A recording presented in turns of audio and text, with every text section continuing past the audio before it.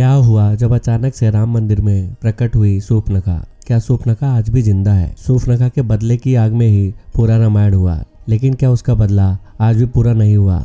अयोध्या राम मंदिर में रात्रि के समय दिखाई दी एक नकाबपोश महिला। आखिर क्या है इसके पीछे की सच्चाई?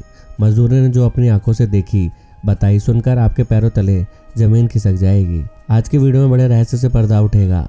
वीडियो के अंत तक बने रहें। सबसे पहले अगर आप एक सच्चे सनातनी हैं और राम मंदिर बनने से प्रसन्न हैं तो वीडियो को लाइक करके कमेंट बॉक्स में जय श्री राम जरूर लिखें। साथ ही कार सेवकों के लिए श्रद्धांजलि भी जरूर दें, जिन्होंने हंसते हंसते राम मंदिर निर्माण के लिए अपने प्राण निछावर कर दिए। लेकिन अब राम मंदिर प्राण प्रतिष्ठा की तैयारी पूरी हो चुकी है।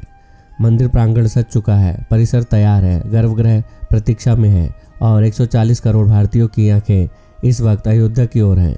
राहों में पलके बिछाए हुए श्रद्धालु बस उस पल का इंतजार कर रहे हैं जब श्री राम विग्रह की प्राण प्रतिष्ठा होगी और फिर रामलला के भव्य दर्शन होंगे। घड़ी नजदीक ही आ गई है, महज कुछ दिन और बचे हैं। प्राण प्रतिष्ठा के लिए 22 जनवरी 2024 की तारीख तय है और इस तय तारीख से पहले 16 जनवरी से इसके नियमित अनुष्ठान शुरू हो जा रहे हैं। सीधे तौर पर कहें कि अब लोगों के इंतजार का अंत हुआ है और रामलला की प्राण प्रतिष्ठा की विधि शुरू हो रही है। इस कार्यक्रम पर पूरी दुनिया की नज़र बनी हुई है। दुनिया भर में फैले हिंदू इस दिन का इंतजार कर रहे हैं। SMS मॉरिस की सरकार ने एक अहम घोषणा करी है कि जिसके तहत वह 22 जनवरी को हिंदू आस्था वाले सभी अधिकारियों को 2 घंटे विशेष छुट्टी देने का ऐलान किया गया है। इस कदम का उद्देश्य उन्हें अयोध्या में रामलला की प्राण प्रतिष्ठा के अवसर पर होने वाले स्थानीय कार्यक्रम में भाग लेने के लिए समय देना है। अब दोस्तों वीडियो में बात करेंगे आज के महत्वपूर्ण गंभीर मुद्दे के बारे में। आखिर किस प्रकार अयोध्या राम मंदिर में प्रकट हुई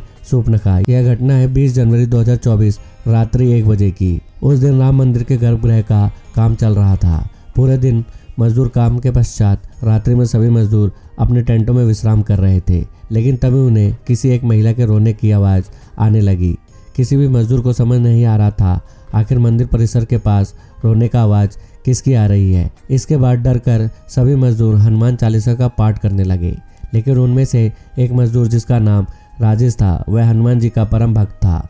राजेश रोजाना हनुमान मंदिर जाता था और राम मंदिर का निर्माण कार्य शुरू करता था। वह इस तरह किसी भी प्रकार के भय से मुक्त था। उसने राम मंदिर परिसर में जाकर यह देखने का प्रयास किया कि आखिर वह रोने की आवाज़ किस महिला की है, क्योंकि वह 3 साल से राम मंदिर में मजदूरी का कार्य कर रहा था। ऐसे में मंदिर का एक एक रास्ता, हर एक कोना वह अच्छी तरह से जानता था। आवाज़ का पीछा करते करते वह एक ऐसे कक्ष तक पहुंचा जहां पर उसे एक रोती हुई औरत दिखाई दी, लेकिन उसका मुंह नकाब से ढका हुआ था। राजे ने उससे पूछा, बहन जी आपको आखिर क्या समस्या है?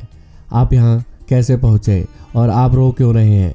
तो अचानक से राजेश की नज़र उसकी आंखों पर पड़ी जो बहुत भयानक लाल थी, मानो कई जन्मों की बदले की आग आज भी उसकी आंखों में धधक रही हो। लेकिन सवाल यही उठता है कि उसने नकाब क्यों धारण कर रखा था। अब राजेश को उस महिला से खतरा प्रतीत हो रहा था, इसलिए उसने उस महिला से उसका नाम पूछा। तब उसने कोई जवाब नहीं दिया। तब राजेश ने अपने हाथ से उसके मुंह से नकाब हटा दिया, लेकिन उस औरत के चेहरे को देखकर उसके रोंगटे खड़े हो गए, क्योंकि उस औरत का चेहरा बुरी तरह से क्षतिग्रस्त था और उसकी नाक कटी हुई थी। कुछ देर के लिए राजेश हैरत अंगेज रह गया। उसे बहुत बड़ा धक्का लगा। उसने अपने कुछ कदम पीछे कर लिए और दूसरे कक्ष में चला गया और कुछ देर बाद जब वह फिर से उस कक्ष में उस महिला को देखने के गया तब वह महिला वहां से गायब हो चुकी थी। इसके बाद राजेश हक्का बक्का रह गया। वह पुनः मजदूरों के टेंट में पहुंचा और सभी को सच्चाई बताई तो सब डर के मारे कांप रहे थे, लेकिन कुछ मजदूर हिम्मत करके पुनः राम मंदिर परिसर में पहुंचे, लेकिन कोना कोना देखने के पश्चात भी उन्हें वहां कोई महिला दिखाई नहीं दी। तब सभी लोग इसे राजे का भ्रम समझ रहे थे, लेकिन सबके मन में एक सही था, क्योंकि रोने की आवाज़ तो सभी को सुनाई दी थी। रामायण में सभी राक्षसों का वध हुआ था, लेकिन शूर्पणखा का वध नहीं हुआ था। लक्ष्मण ने उसका नाक और कान काट कर छोड़ दिया गया था।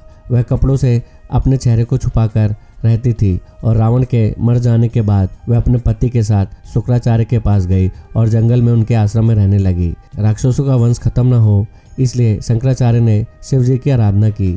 शिव जी ने अपना स्वरूप शिवलिंग शुक्राचार्य को देकर कहा कि जिस दिन कोई वैष्णव यानी हिंदू इस पर गंगा जल चढ़ा देगा उस दिन राक्षसों का नाश हो जाएगा। राक्षसों का नाश खत्म ना हो इसलिए शुक्राचार्य ने शिव जी की आराधना की। उस आत्मलिंग को शुक्राचार्य ने वैष्णव मतलब हिंदुओं से दूर रेगिस्तान में स्थापित किया, जो आज अरब में मक्का मदीना में है। इसका मतलब यही निकलता है कि रामायण में सभी राक्षसों का अंत हो गया था, लेकिन शूर्पणखा का अंत नहीं हुआ और उसने अपनी काली विद्याओं का सहारा लिया और अजर अमर हुई। शायद रात्रि के समय राजेश ने जिस नाक कटी हुई महिला को देखा था वह शूर्पणखा हो सकती है। जैसे जैसे प्राण प्रतिष्ठा की घड़ी नज़दीक आ रही है, अयोध्या में हमें कई चमत्कार देखने को मिल रहे हैं।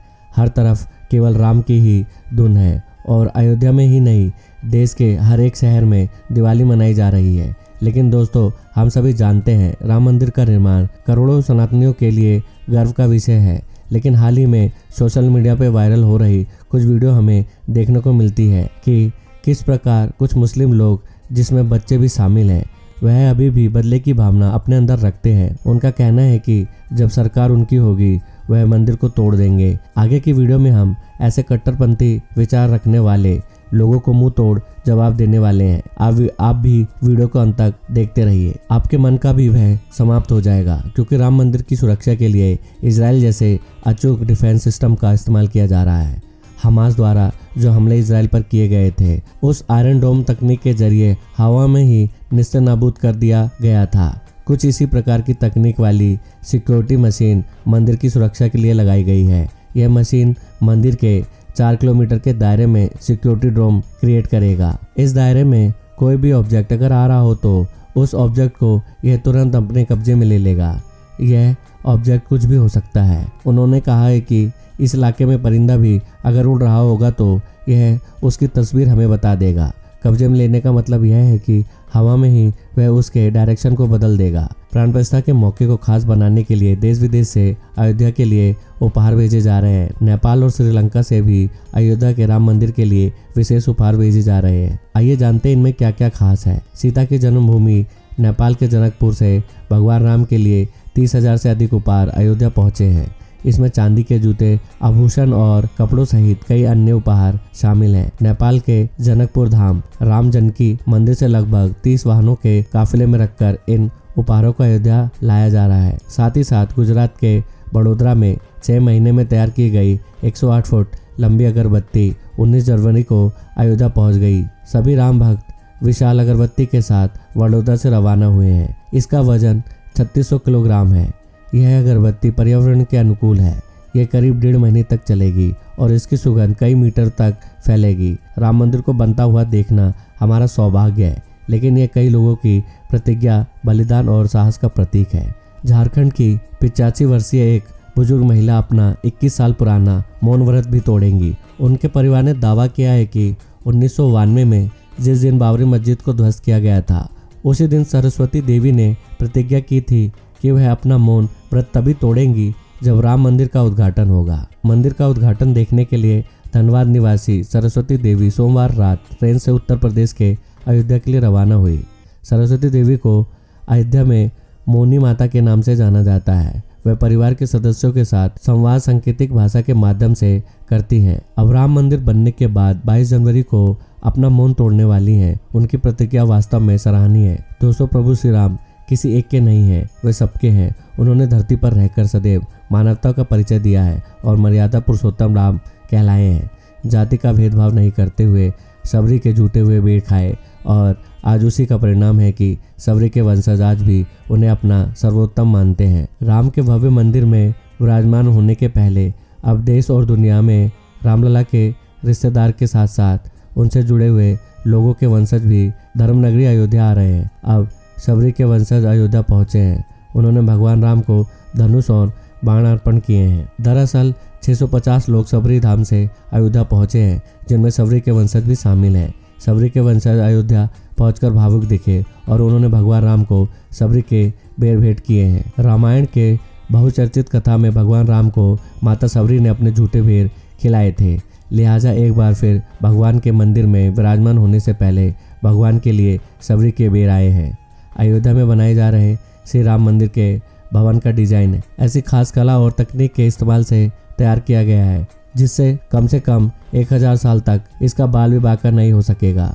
मंदिर में विशालकाय भवन की खासियत यह है कि इसमें कहीं भी सरिया नहीं लगा है। अब दोस्तों, हम जानेंगे कि प्रोजेक्ट सूर्य तिलक क्या है? प्रोजेक्ट सूर्य तिलक को भी CVRI ने अंजाम दिया है। इसके तहत मंदिर के भीतर विराजमान रामलला के मस्तक पर रामनवमी के दिन सूर्य की किरणें दोपहर 12:04 पर 20 सेकंड के लिए विराजमान रहेगी। दरअसल मंदिर के ऊपर की मंजिल में शीशा लगा है और इसी तरह फाउंडेशन में लगा है। यह सामने से आने वाली सूर्य की किरणों को बुनियादी शीशे पर रिफ्लेक्ट करेगा और यहाँ से सूर्य की किरणें रामलला के मस्तक पर पड़ेंगी। इसके लिए गियर मैकेनिज्म का प्रयोग किया गया है।